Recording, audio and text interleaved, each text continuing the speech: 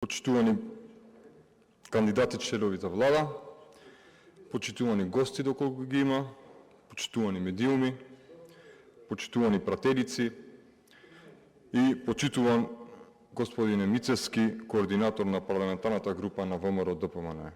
Мислам дека се обратив со името кое што посакувате да ве нарекуваме, Мицевски, координатор на парламентарната група на ВМРО ДПМН. Зошто се обратив директно до вас на почетокот на мојот говор, да ви укажам благодарност за тоа што како турчин ме поканивте да бидам дел од вашата влада.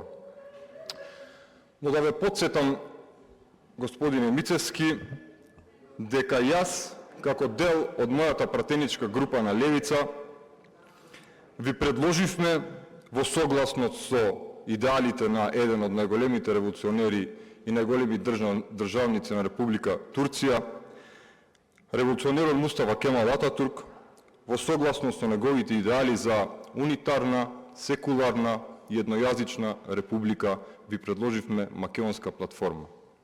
Што направивте вие? Ја одбивте таа, одлучивте да продолжите со етнотрибализмот наместо со унитаризам. Од тука, погледајќи ја нова предлог програма,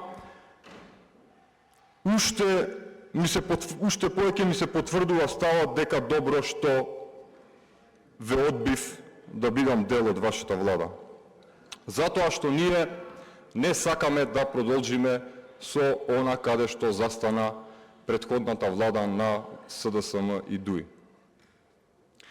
Анализирајќи ја предлог програмата, евидентно е дека ќе продолжи исто како и до сега. И во овој мој говор сакам да кажам две работи како интегрално важат за оваа предлог програма, а тоа се што оваа програма содржи нешто што и до сега го имаше, а што истата не содржи, а би требало да содржи според вашите предизборни ветувања, а што исто така претходно не содржеше при владењето на ВМРО, на СДСМ и ДУИ. Прво, предвидувате економски раст. Ветувате економски раст, но тој го концепирате само како раст единствено на богатството на богатите.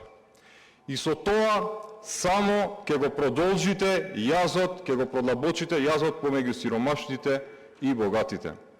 А господа, да ве подсетам дека бедата на сиромашните извира токму од раскошот на богатите. При тоа, предвидувајќи ваков раст, дури и веднаш се вадите укажувајќи на едно оправдание и велите доколку не се случат непредвидливи политички и економски нарушувања на глобално и регионално ниво. Па затоа сте избрани, господа, да ги предвидите работите, а не да оставите непредвидливи работи.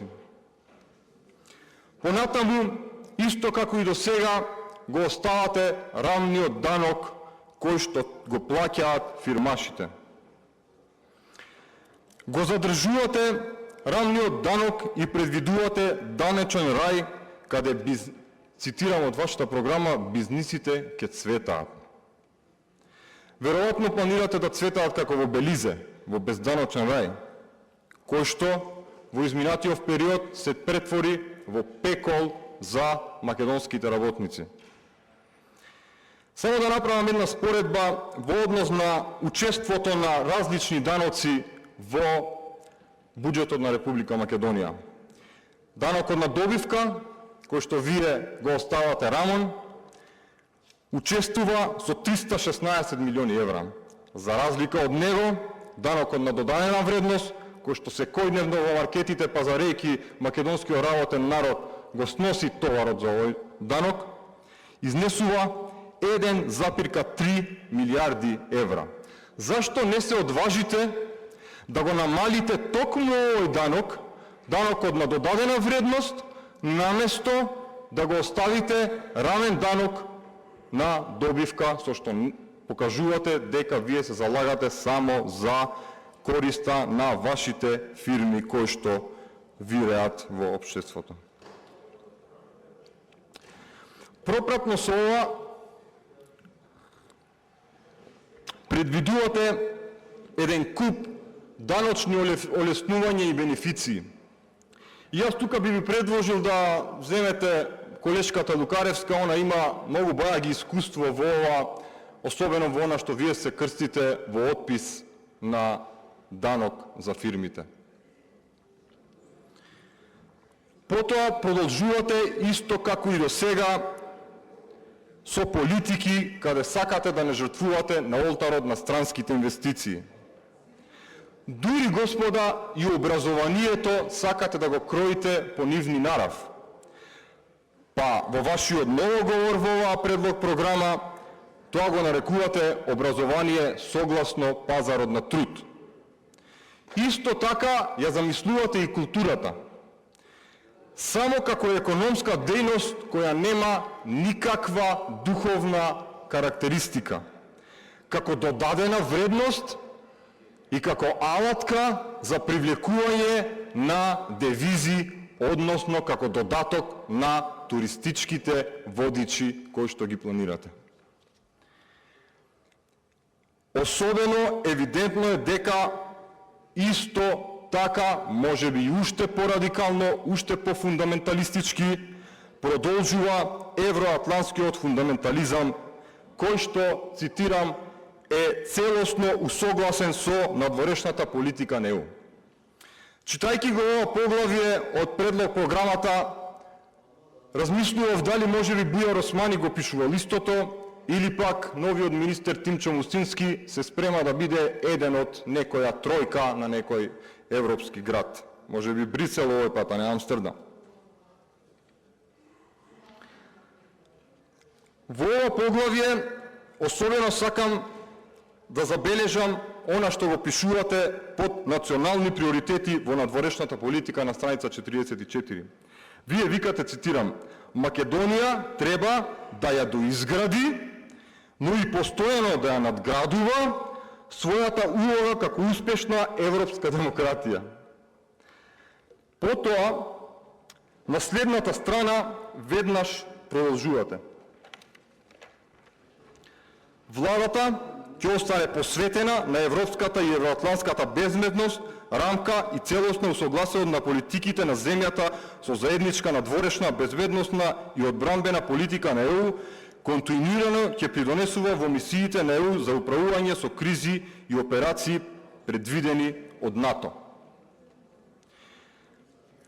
На истата страница, на страница 45, вие предвидувате во иднина дека дипломатскиот ангажман на владата ќе вложи максимални напори да обезбеди доволно гаранции во прилог на заштита на македонскиот многовековен идентитет, македонски јазик и посебност, и во таа насока ќе побара непосредна поддршка од европските институции, нашите соседи, сојузниците и стратешките партнери. Сте ги наведили истите оние кои што токму досега го загрозуваа сето ова за што вие планирате да побарате поддршка од нив.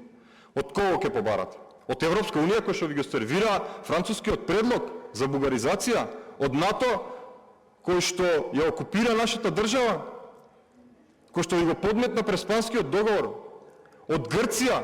Од Бугарија? Од кого ќе ги барате тие гаранции? Од истата Европска унија која што ги поддржа сите профашизоидни политики на соседите кон нашата држава? Тоа така не бива, колеги.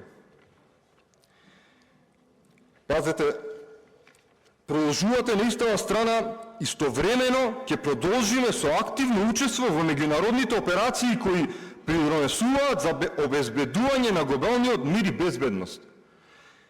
Каде ќе го воспоставите овој мир? Во Украина? Може би во Тајван? На Филипини? Во Косово? Каде ќе воспоставите мир?